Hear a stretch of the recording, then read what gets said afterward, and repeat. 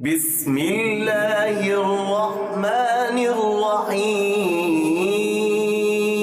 شروع اللہ کے نام سے جو سب پر مہربان ہے، بہت مہربان ہے۔ یوصیکم اللہ فی اولادکم للذکر مثل حظ الانثیین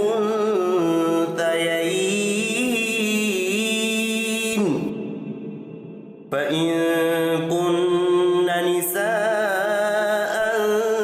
فوق اثنتين فلهن ثلثا ما ترك وإن كانت واحدة فلها النصف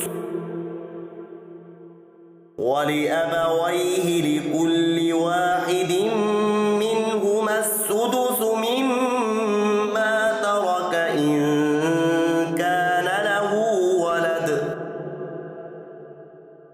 فإن لم يكن له ولد وورثه أبواه فلأمه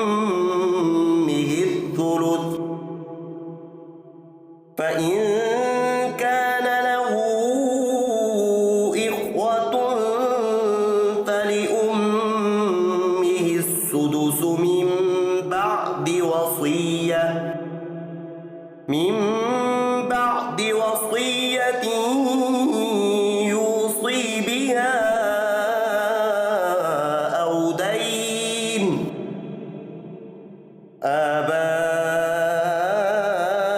آباؤكم وأبناؤكم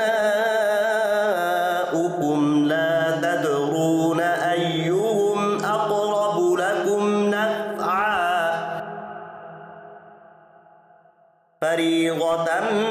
من الله إن الله كان عليما حكيما۔ اللہ تمہاری اولاد کے بارے میں تم کو حکم دیتا ہے کہ مرد کا حصہ 2 عورتوں کے برابر ہے، اور اگر صرف عورتیں ہی ہوں 2 یا 2 سے زیادہ تو مرنے والے نے جو کچھ چھوڑا ہو انہیں اس کا 2/3 حصہ ملے گا، اور اگر صرف ایک عورت ہو تو اسے ترکے کا آدھا حصہ ملے گا، اور مرنے والے کے والدین میں سے ہر ایک کو ترکے کا 6واں حصہ ملے گا، بشرط یہ کہ مرنے والے کی کوئی اولاد ہو، اور اگر اس کی کوئی اولاد نہ ہو اور اس کے والدین ہی اس کے وارث ہوں تو اس کی ماں 1/3 حصے کی حقدار ہے۔ ہاں اگر اس کے کئی بھائی ہوں تو اس کی ماں کو 6واں حصہ دیا جائے گا، اور یہ ساری تقسیم اس وصیت پر عمل کرنے کے بعد ہوگی جو مرنے والے نے کی ہو، یا اگر اس کے ذمے کوئی قرض ہے تو اس کی ادائیگی کے بعد۔ تمہیں اس بات کا ٹھیک ٹھیک علم نہیں ہے کہ تمہارے باپ بیٹوں میں سے کون فائدہ پہنچانے کے لحاظ سے تم سے زیادہ قریب ہے، یہ تو اللہ کے مقرر کیے ہوئے حصے ہیں۔ یقین رکھو کہ اللہ علم کا بھی مالک ہے، حکمت کا بھی مالک۔ آیات 11 اور 12 میں مختلف رشتہ داروں کے لیے میراث کے حصے بیان فرمائے گئے ہیں۔ جن رشتہ داروں کے حصے ان آیات میں مقرر فرما دیے گئے ہیں ان کو ذوی الفروض کہا جاتا ہے۔ حضرت صلی اللہ علیہ وآلہ وسلم نے وضاحت فرمائی ہے کہ ان حصوں کی تقسیم کے بعد جو مال بچ جائے وہ مرنے والے کے ان قریب ترین مذکر افراد میں تقسیم ہوگا جن کے حصے ان آیتوں میں متعین نہیں کیے گئے، جن کو اسباط کہا جاتا ہے، مثلا بیٹے، اور اگرچہ بیٹیاں براہ راست اسباط میں شامل نہیں ہیں لیکن بیٹوں کے ساتھ مل کر بیٹیاں بھی اسباط میں شامل ہو جاتی ہیں۔ اس صورت میں یہ قاعدہ اس آیت نے مقرر فرمایا ہے کہ ایک بیٹے کو 2 بیٹیوں کے برابر حصہ ملے گا۔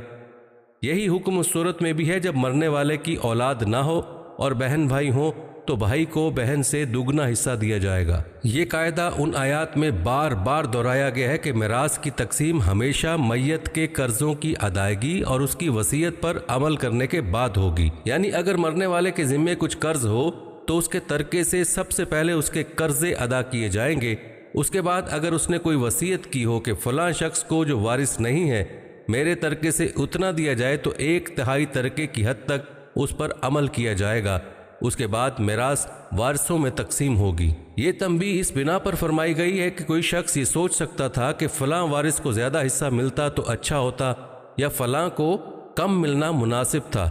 اللہ تعالیٰ نے فرما دیا کہ تمہیں مصلحت کا ٹھیک ٹھیک علم نہیں ہے۔ اللہ تعالیٰ نے جس کا جو حصہ مقرر فرما دیا ہے وہی مناسب ہے۔ وَلَكُمْ نِصْفُ مَا تَرَكَ أَزْوَاجُكُمْ إِن لَّمْ يَكُن لَّهُنَّ وَلَدٌ فَإِن كَانَ لَهُنَّ وَلَدٌ فَلَكُمُ الرُّبُعُ مِمَّا تَرَكْنَ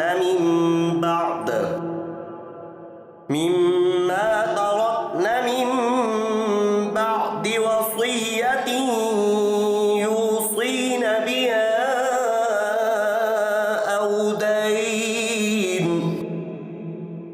وَلَهُنَّ الرُّبُعُ مِمَّا تَرَكْتُمْ إِن لَّمْ يَكُن لَّكُمْ وَلَدٌ فَإِن كَانَ لَكُمْ وَلَدٌ فَلَهُنَّ الثُّمُنُ مِمَّا تَرَكْتُم مِّن بَعْدِ وَصِيَّةٍ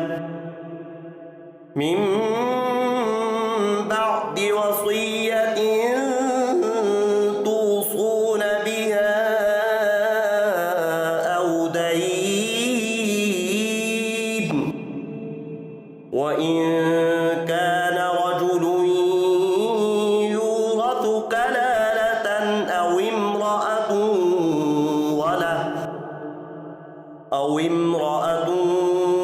وَلَهُ أَخٌ أَوْ أُخْتٌ فَلِكُلِّ وَاحِدٍ مِّنْهُمَا السُّدُسُ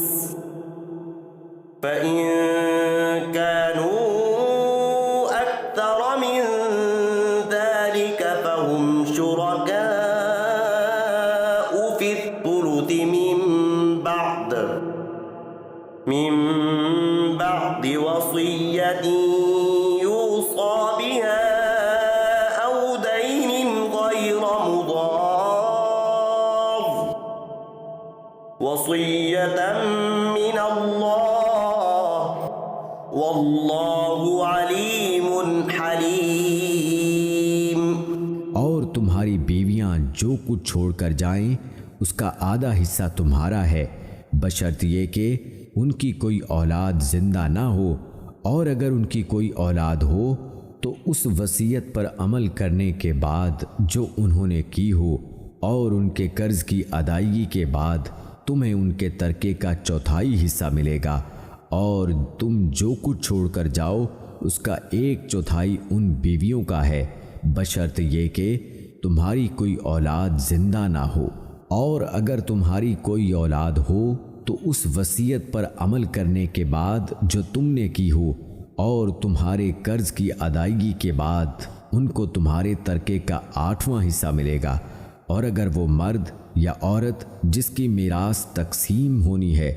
ایسا ہو کہ نہ اس کے والدین زندہ ہوں نہ اولاد، اور اس کا ایک بھائی یا ایک بہن زندہ ہو، تو ان میں سے ہر ایک 1/6 حصے کا حقدار ہے، اور اگر وہ اس سے زیادہ ہوں تو وہ سب 1/3 میں شریک ہوں گے، مگر جو وصیت کی گئی ہو اس پر عمل کرنے کے بعد اور مرنے والے کے ذمے جو قرض ہو اس کی ادائیگی کے بعد، بشرط یہ کہ وصیت یا قرض کے اقرار کرنے سے اس نے کسی کو نقصان نہ پہنچایا ہو۔ یہ سب کچھ اللہ کا حکم ہے، اور اللہ ہر بات کا علم رکھنے والا بردبار ہے۔ اس کا مطلب یہ ہے کہ اگرچہ قرض کی ادائیگی اور وصیت پر عمل کرنا میراث کی تقسیم پر مقدم ہے، لیکن مرنے والے کو کوئی ایسا کام نہ کرنا چاہیے جس کا مقصد اپنے جائز ورثہ کو نقصان پہنچانا ہو۔ مثلاً کوئی شخص اپنے وارثوں کو محروم کرنے یا ان کا حصہ کم کرنے کی خاطر اپنے کسی دوست کے لیے وصیت کر دے، یا اس کے حق میں قرضے کا جھوٹا اقرار کر لے، اور مقصد یہ ہو کہ اس کا پورا ترکہ یا اس کا کافی حصہ اس کے پاس چلا جائے اور ورثہ کو نہ ملے یا بہت کم ملے، تو ایسا کرنا بالکل ناجائز ہے۔ اور اسی لیے شریعت نے یہ قاعدہ مقرر فرما دیا ہے کہ کسی وارث کے حق میں کوئی وصیت نہیں ہو سکتی، نیز غیر وارث کے حق میں بھی 1/3 سے زیادہ وصیت نہیں کی جا سکتی۔ تلك حدود الله ومن يطع الله ورسوله يدخله جنات تجري من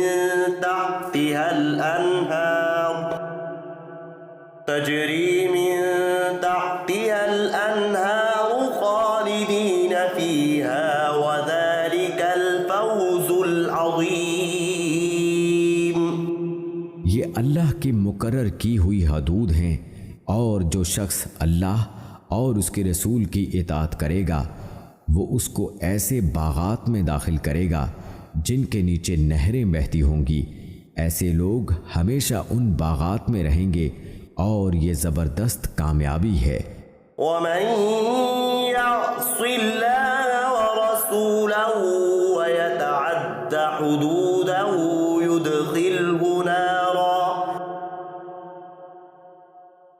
يدخله نارا خالدا